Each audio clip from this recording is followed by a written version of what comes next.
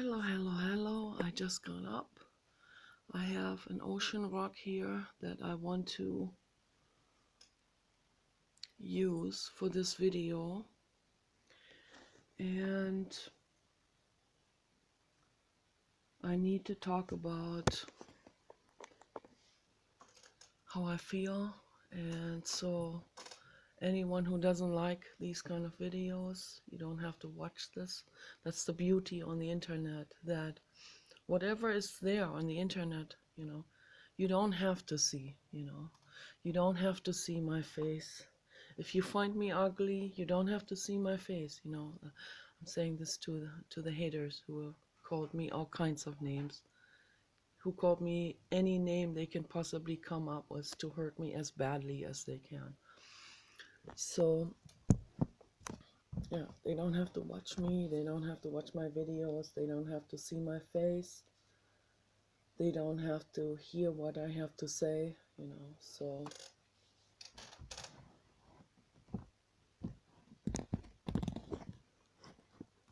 just want my artwork to be in the video. Because my artwork is the blue god. So that's nice.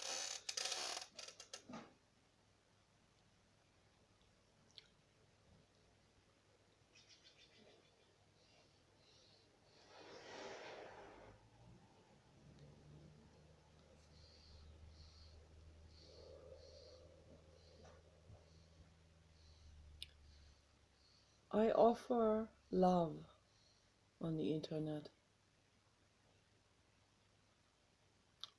And from 10,000 people, there are 3 people who appreciate it. From the chat rooms I'm talking about. So then there's a handful of people that come to my channel on YouTube that appreciate what I talk about and that understand somewhat, how I feel, and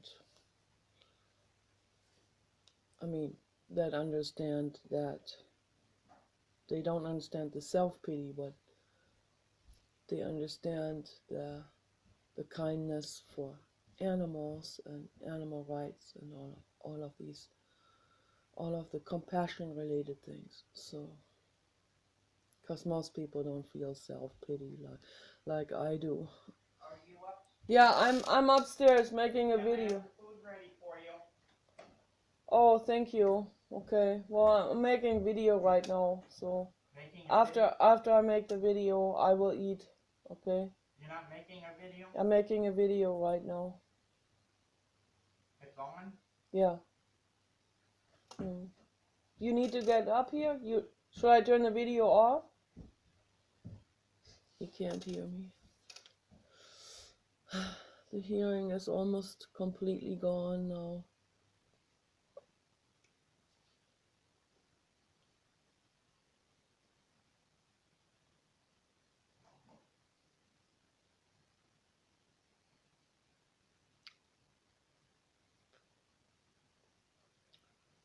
I'm grateful that I have my artwork and my papa dog. Okay. I don't even have family anymore overseas. They've all turned against me.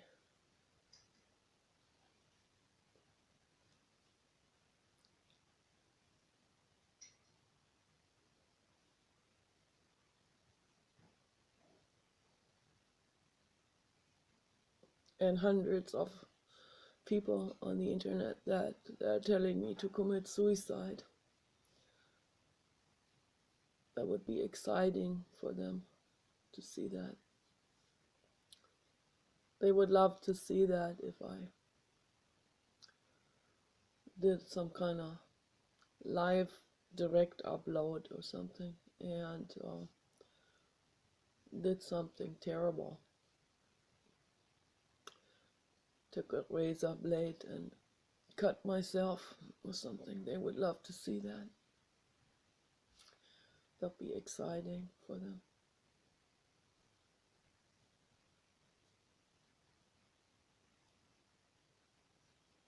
And all I do is I offer you love.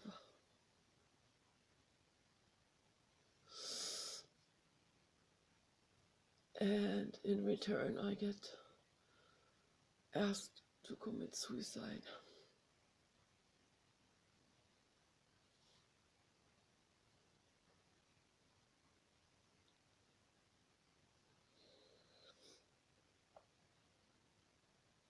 I sat with this last night without running away. I sit with this now. I'm not gonna play down the situation. I'm not gonna dramatize it either. It is what it is.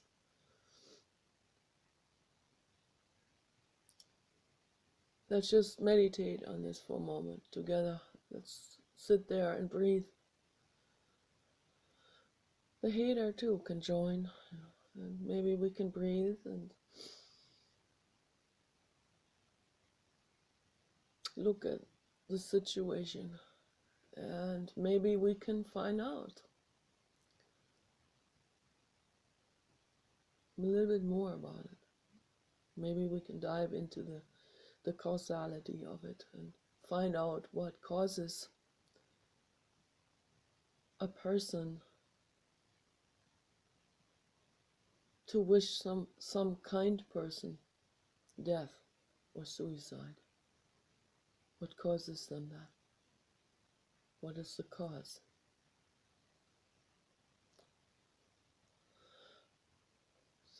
What is the cause?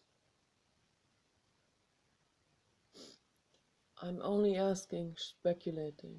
Is it because it will make you feel like you won some video game or something? You did me in. Now you feel like a hero, or you feel like you won the video game. It's just a video game, life, right? For you, they're living beings around you, yeah.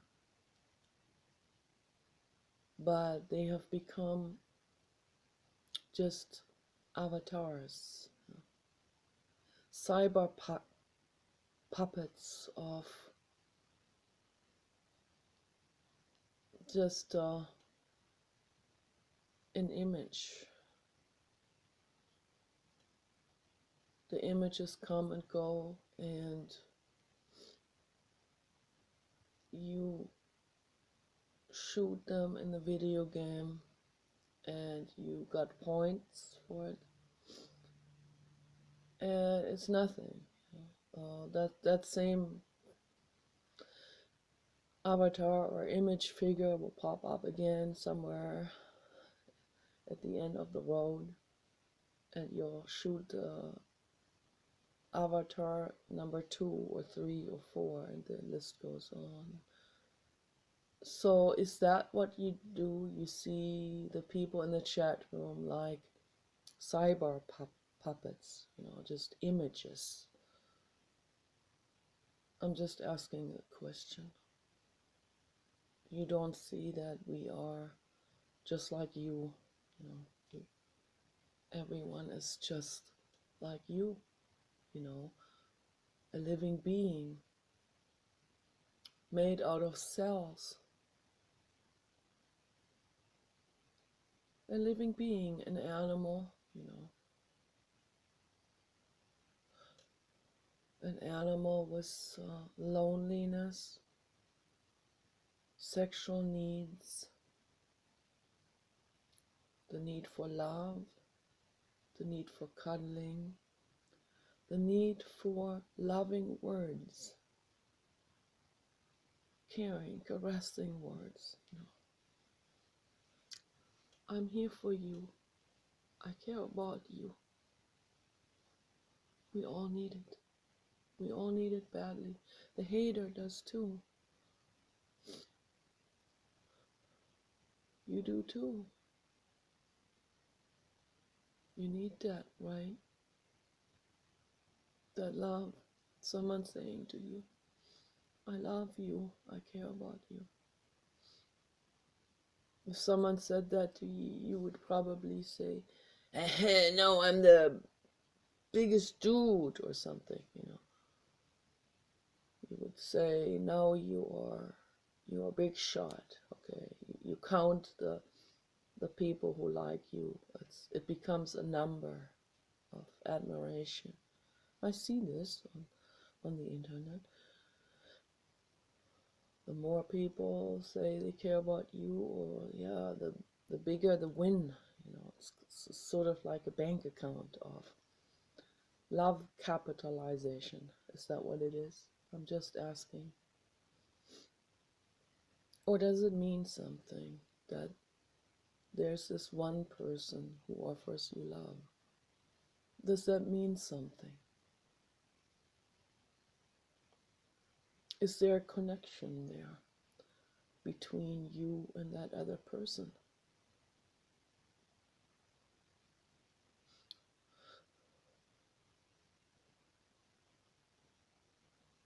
When people rescue a dog from a shelter, in the beginning, most of those pit bulls, they are real scared. You know, they can hardly walk.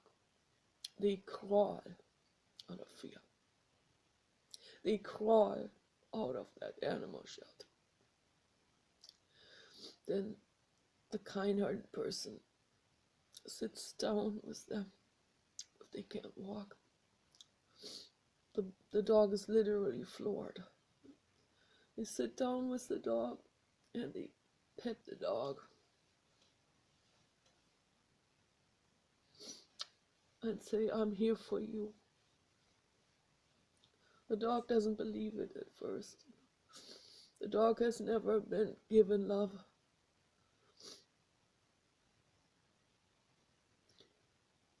Dog has been beaten, probably used as a bait dog, scarred up emotionally and physically. And then little by little, you know, with a lot of patience, the new foster parent or forever home parent will say, I love you, baby. I'm never gonna let you get hurt ever again in your life. I'm here for you. I hold you. And very gradually, the dog will look at the person with big eyes and with so much wonder and awe. Oh, an angel came to help me.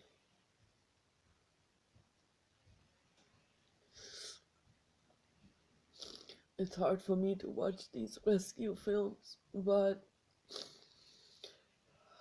I get drawn into it again and again, and I watch them mainly for the reason because I want to post it on Facebook to teach people what compassion is. So that is the main reason.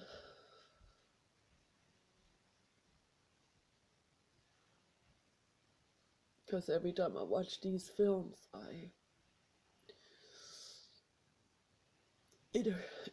there's so much pain in my rib cage, in my solar plexus.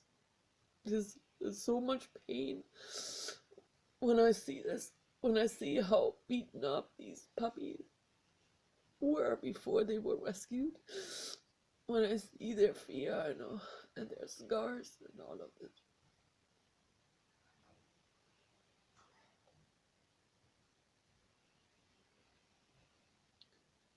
Is the hater a beaten puppy? I don't know. Only you know. I don't know. I don't know you. You haven't shown yourself. You haven't shown your face.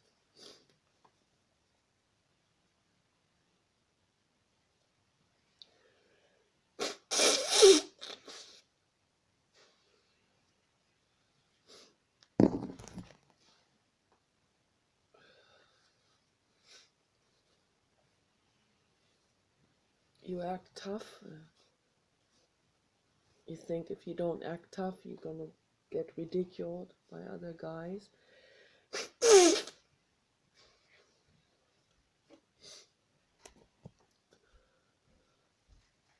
So he closed up the inner child altogether, put a big bar across, an iron bar, barred it up. Now you're a prisoner in that self-made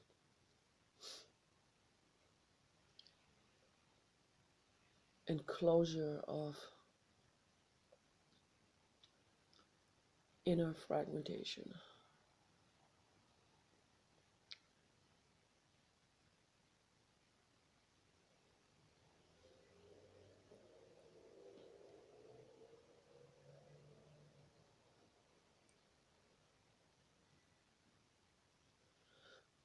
This is good energy, this rock. This is healing energy.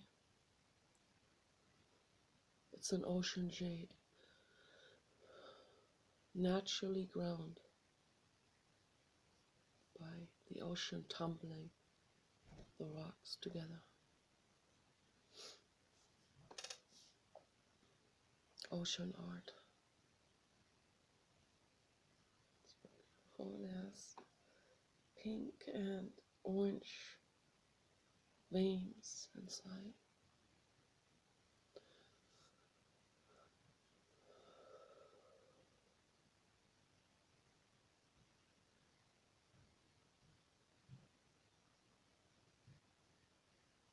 I feel self-pity. I have every right in the world to feel self-pity for all kinds of reasons. But it's not just that. It is like a global pain that I feel. I feel for all. I feel for all living beings. I feel for the haters too. There's something completely blocked inside of these people. It's not a judgment, just an observation. They block themselves off.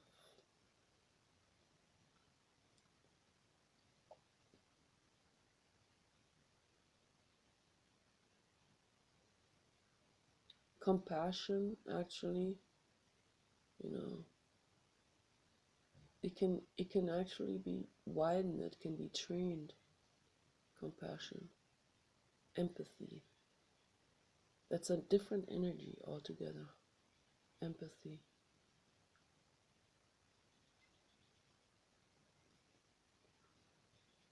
I try to explain this to you, to the hater.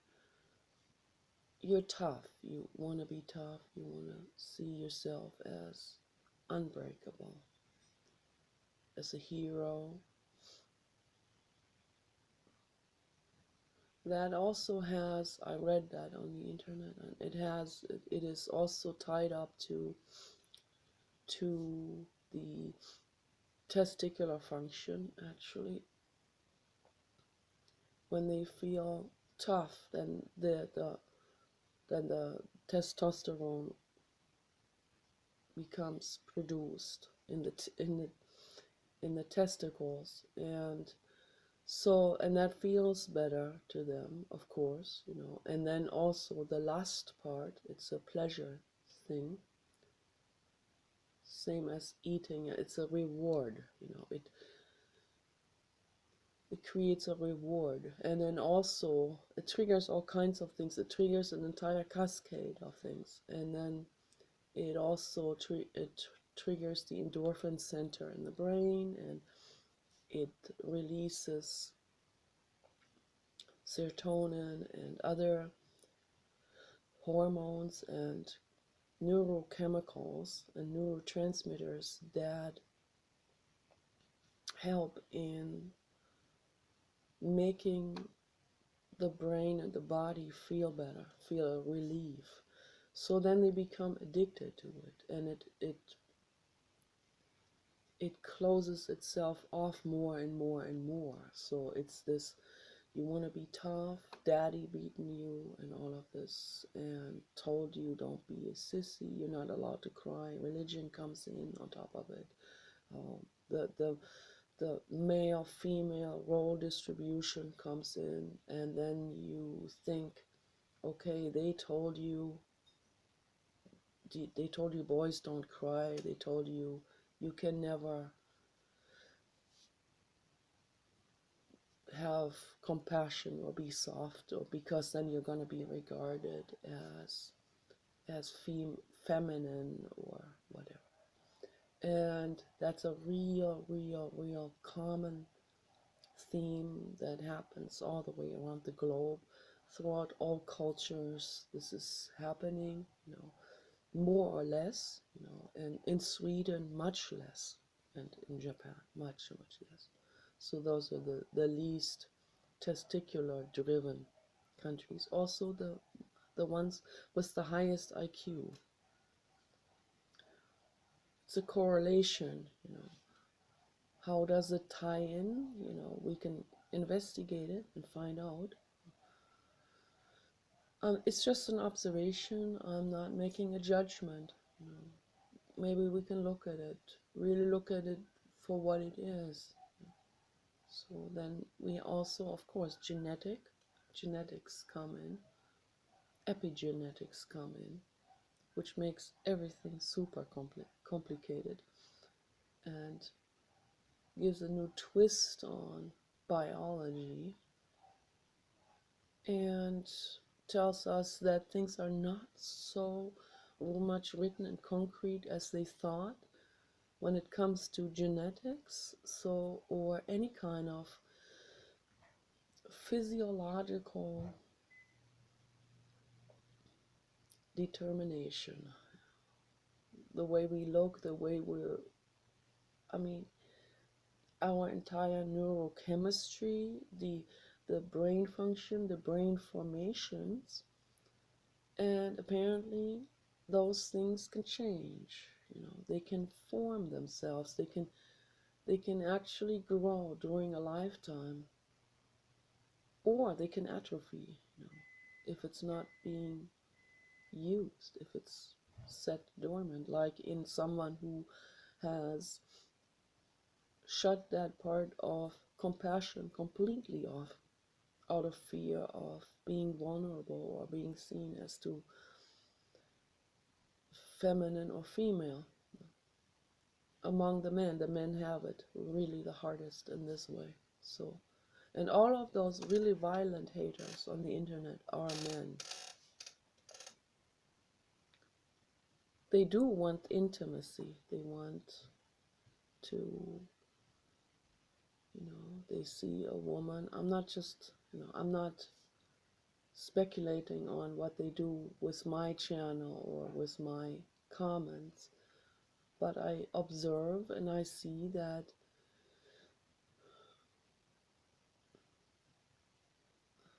there are a couple of very attractive women on the internet, and I see this all over the place. And the one girl, Hitotsu, she said she's Japanese, beautiful woman, very attractive, and very kind too, caring. And I see she too gets bullied, and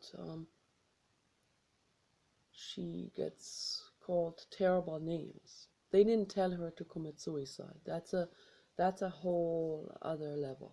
Okay, I'll get into that in a moment.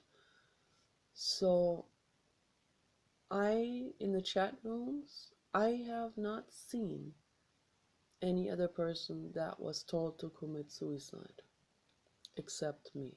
So hundreds of guys that are telling me to commit suicide. And then when I talk about my 2 suicide attempts in the past, they get excited.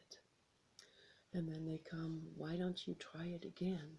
Ooh, that would be so exciting. So that's a different story altogether. So But yeah, they call me all these names, and they call Hitotsu all these names too. So apparently, I don't know what they feel about me, but I know they feel they want her. They want her real bad. And at the same time, they they call her tranny and boy and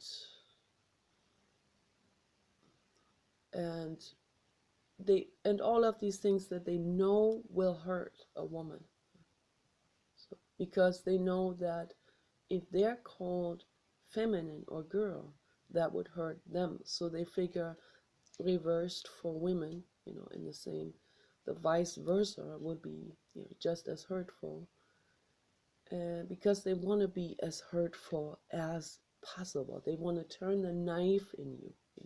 They want to be as mean and hurtful. They want to inflict the most suffering. It gets them excited. It makes them feel like they have won a video game. And they also want these women sexually. They want to rape them and then kill them. So, what's going on with all? I'm just putting this all on the table so we can look at it. We can take a closer look on all of this.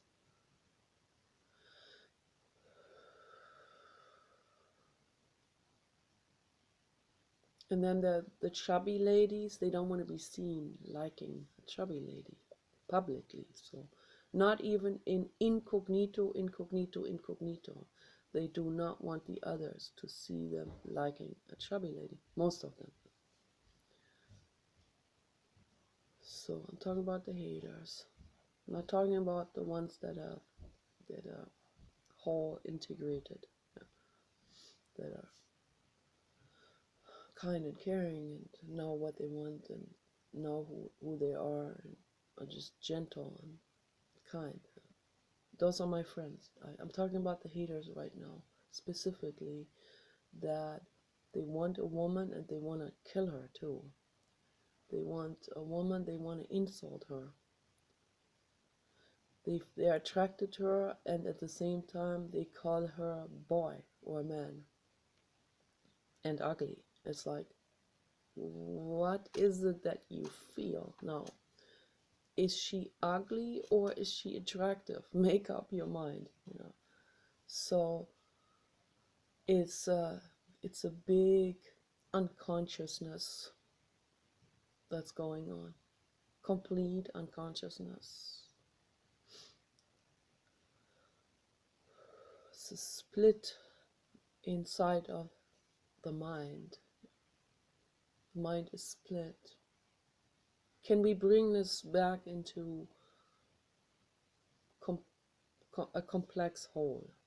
Can we bring these split puzzle pieces all back together and fit them back together? Well, that's my question for the world, because my pain, yes, I'm a human, I'm an animal, and all of this, and I have my self-pity and all of this. I feel real deep pain over this. And I also feel a global pain. It's much, much bigger than just my own self-pitying therapy session. It's a much bigger pain than that. It's like I see whole humanity. I see men, all men on this planet and beyond. The ones in the space station, they got their faculties together a bit better than the ones here on the ground, on ground zero. If they would just come to ground zero cognitively as well, then maybe we can piece all of this back together and understand the entire picture of it, the whole.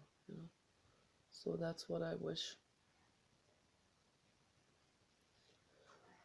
If you can allow yourself to cry for the first time since childhood. You can allow yourself to cry and to meditate on this and go beyond what daddy said or society told you or man up, toughen up, don't be a sissy. If you can lay this aside for a moment and just be you, the you that you are. Damien, Preston,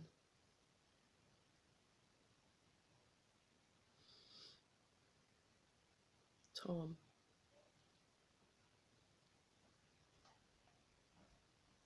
Christian, Jordan,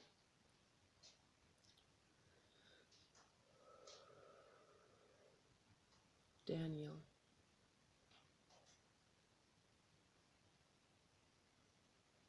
you see, you,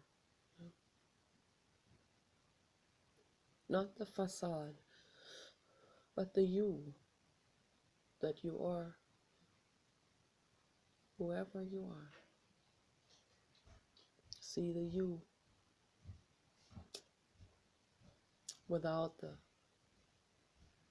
masquerade of social interaction and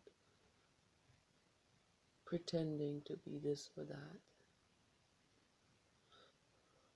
Come back to who you are, the real you.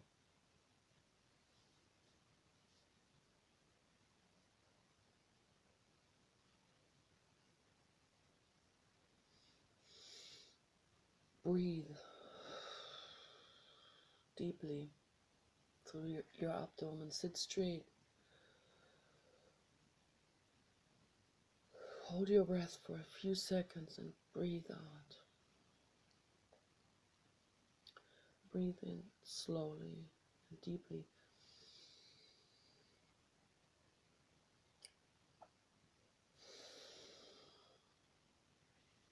Sit straight. Allow the you that you are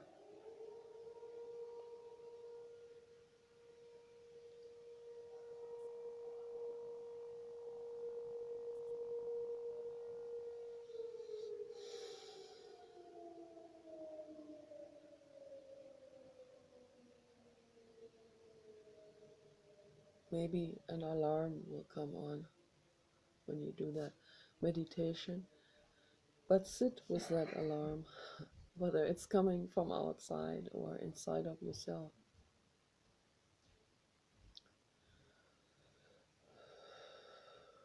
The siren will come on and will be very loud and scream, "No, I don't want to see the truth. I don't want to see who I really am. Oh, let it go its course. Let it scream. Don't do anything about it. Let it scream and sit through it. Listen to that siren, that panic. What does it want to tell you? What is it afraid of? What could be underneath? Could there be some self-pity underneath? Okay. And what's underneath the self-pity? I can tell you that from my own experience. I know right now I sit here, I feel self-pity. What's underneath is my mother didn't show me appreciation, love, happiness for my existence. She went into postpartum depression. She didn't like me. She didn't like my energy, my character. As a character collision, between my mother and me. It's a long story. I'm not going to get into this now because all the way into physicalities. It goes all the way into blood types, into past incarnations. But I'm not going to get into this now. But soul contract, we choose that. So collision, I grew up in the body, in the womb of a person who collides with me. That's already, if that's not traumatic, then I don't know what is. But, it's a specific soul developmental difficult level. It's a difficulty level. So, just like we go through the video games, there's level 1, 2, 3, 4, 5. So I do those children's video games on my kid tablet. They have specific skills that you can train in connecting dots and creating a maze garden riddle and stuff like this. Peaceful video games. That's the ones I like, the ones that expand your mind. So the same with the soul, we choose different difficulty grades of existence. I wonder, was that a little bit over the top? That's what I'm asking sometimes. Apparently it was. So, but yeah. Anyway, whatever your situation is, sit with it. Some kids have been badly beaten when they were children. I was psychologically abused.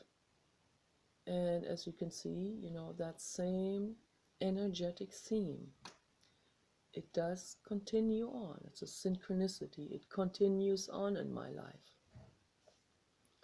I've been beaten once by an Iranian man because I didn't want to let him into my apartment. But that only occurs once. Someone gets physical with me, someone hurts me physically, the situation is done and over with. There is no return for me, okay?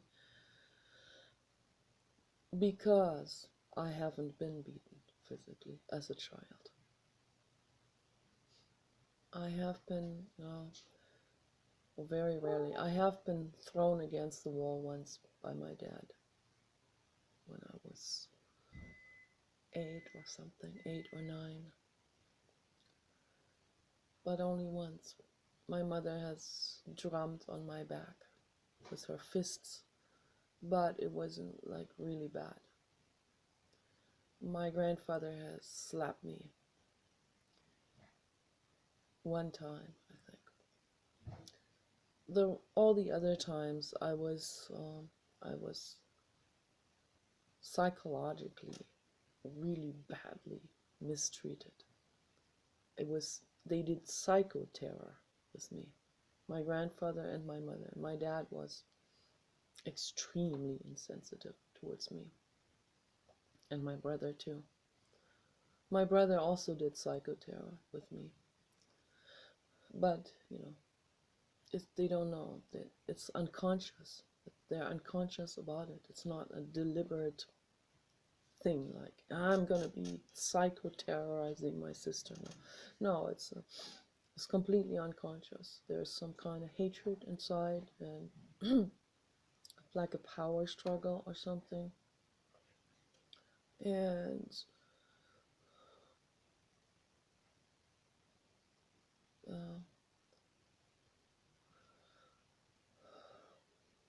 Jennifer Lawrence talked about the same thing. Man, this is tough, man. When you grow up like that, boy, that's tough.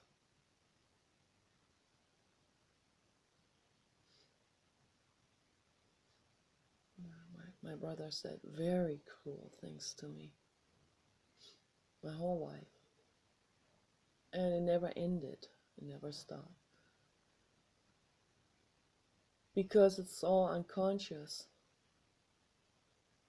He's completely unaware about it.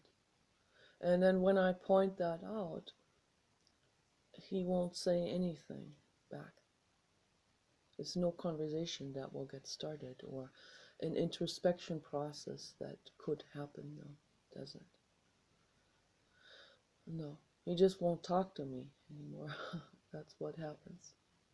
There's no conversation happening, no conversation.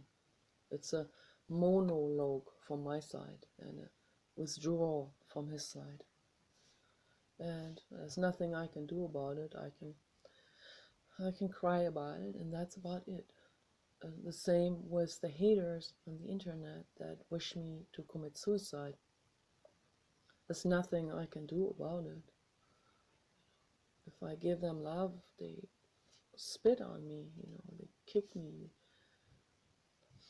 they abuse me.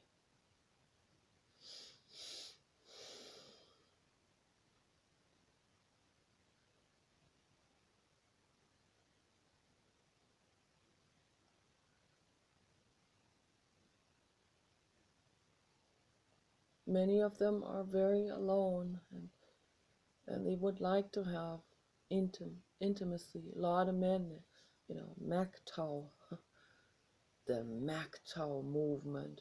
We are tough. We don't need them women. The woman. We don't need them. No. Of course you do. Of course. Of course you do. I had this conversation with a teenager a while back. He seemed like a teenager. Like a real obese, red-haired teenager with an enormous chip on his shoulder already. And he says, you ladies, you're gonna get so pissed when we get our female robots. You get so pissed. And I said, I'm not gonna be pissed. I want that. I want the AGIs to be developed. And he will continue. You're gonna get real pissed. You will see that. And he continued this on. And I tested this for a while. And he continued this on, even though I was nice to him, and I kind of gave in and to the conversation, more than meeting him halfway. I was like really kind of catering on the golden platter, and I said, yeah, that's great, and I want everyone to be happy, and I want men to have a female robot if that makes them happy. And then he continues, and it will piss you off, it will, because that's what he wants. He wants us to be pissed off. Yes. He wants us to be hurting. See? Ha ha, now we got even with you. That's the feeling behind it. They want us to be hurting, and as a form of revenge. Yeah. See, you bitches, you got what you deserve, You don't cater to us. You Western women don't let us put you into a mummified case, into a chador and into a Tutanchamun tomb encasing with body waxes that will completely seal in the person with chastity belts. Yeah, that's yeah. If you don't want us to do this, then you get revenge. Okay. Well, I don't know if I get this point across. It's like we women are living beings too. We are alive beings, and there's nothing shameful about the lips or the eyes of a woman. Okay, nothing shameful about it.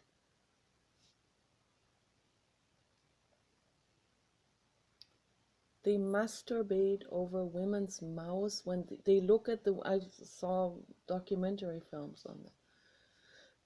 When there's a female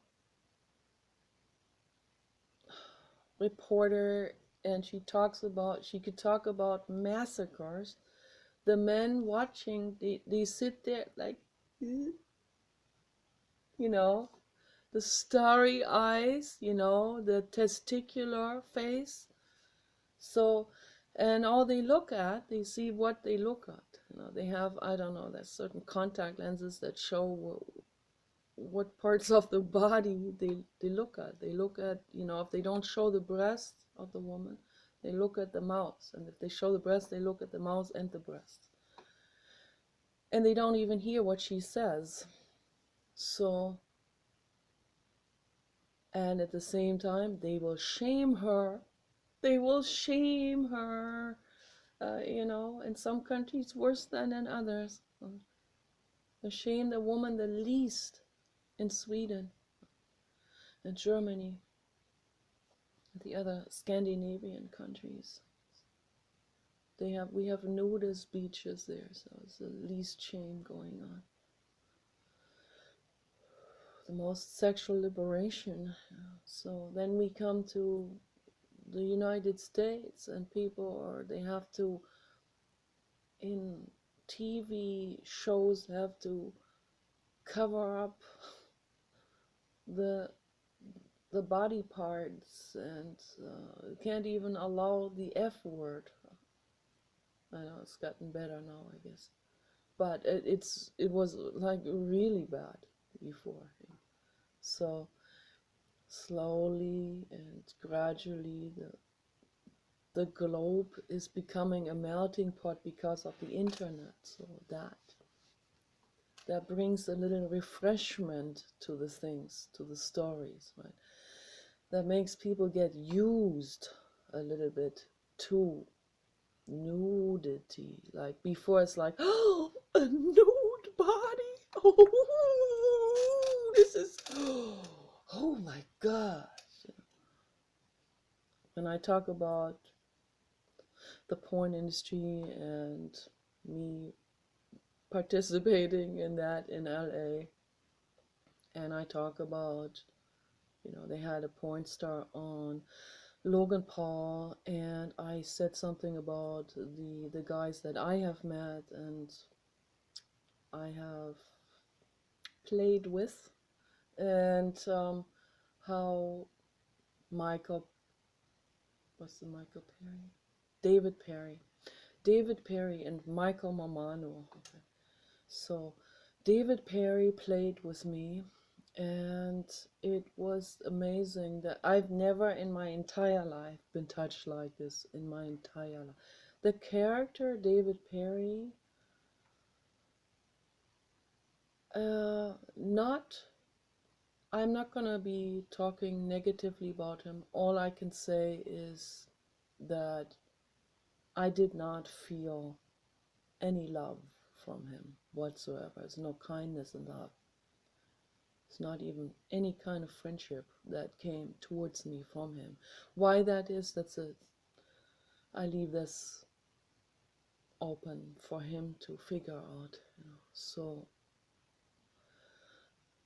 but his expertise, his movement and skills in the industry, yeah, no, they are very good. And whatever you practice, you get good at after a while. So I don't know the other guys. I haven't worked with those, but David Perry, yeah, he knows how to touch a woman. Definitely, he touches a woman very, very gently, and with there's a lot of like it's all lust, but it's at least in a very appreciative way, not in any entitled way, not in a violent way, not in a revenge way, not in a dominating way, not in a sadomaso way, not in a ego kind of convoluted shit way. No, it's just pure and simple and gentle and wonderful and teasing and in a wonderful, gentle way, and knowing a little bit more about the woman, the female body, and what she needs, and all of this. And so, yeah, I wrote about this on the Logan Paul video. Was that porno star and a person, I don't know who it is, could have been a teenager. It had a cartoon photo, so could have been teenager. Maybe I was but all I said, I wasn't that explicit. All I said was, it was really nice the way Dave Perry touched me. And this kid comes and says, "Ooh, you weirdo. Ooh." It's like all of these things, they are so mega suppressed in the United States. This is also, it was a big shock for me when I first came to LA in 1992. It was a real big shock. I was absolutely shocked. My first encounter with a fundamentalist lady,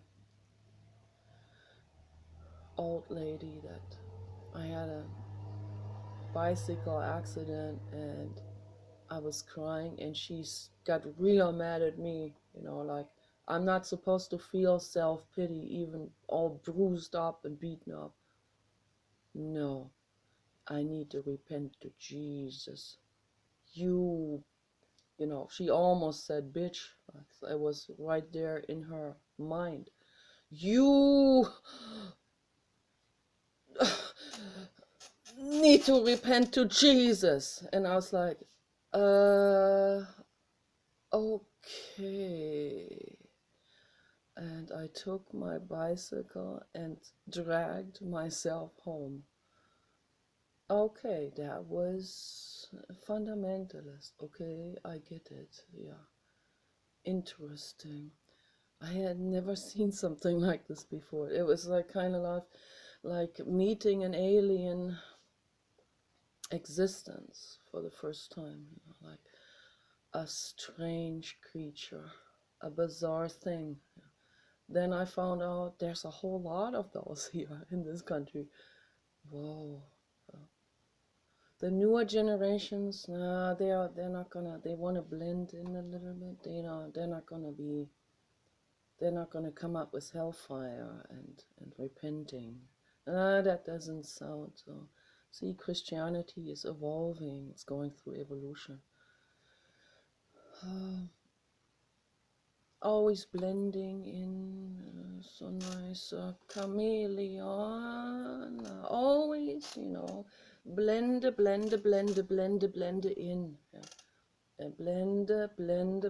Blend. I'm all nice, I've been blended in. Now everyone can love me because I'm nicely blended in. Whatever the consensus is, that's all it is. That is the last word. Yes. No, it doesn't work that way. Sorry. It just does not work that way. That's what they did during the election of Adolf Hitler in 1930. Okay, everyone wanted to be light, so they all went, yeah, Adolf Hitler is great because I want to be light. Yes. Okay, now they go with Islam. It's cool. It's a peaceful religion, right? Yeah, because they want to be light. It's not a peaceful religion. Yeah, if you really look at it, you see it's not. Okay, but they don't dare to say it, most of them, because they want to be light. They want to blend in, mimicry, camouflage, blendy, blending in, blended. Oh, that's a German word. It means shiny. They want to be shining in their camouflaged ways. Life doesn't work that way. Okay. Life is acknowledging that what is, and not that what a common consensus kids itself to be, or thinks it is going on, because that's what they think the other people think. like, the emperor has no clothes on, then everyone believes it. This politician is, or that politician is good because everyone thinks that way, so they all then jump on the same bandwagon because they want to be liked. The politician could be a raging racist, wanting to exterminate white people, and they all jump on it and go, no, it's cool, we are open-minded. Excuse me, it's not open-minded to want to exterminate an entire race or species or this or that group. It doesn't work that way. That's not truth. Okay? Truth is that we are all equally precious. Truth is that we all deserve the same rights and the same foundation for health and love and growing and business and everything. The same school, education. We all deserve the same, people, everyone. We're all equally precious.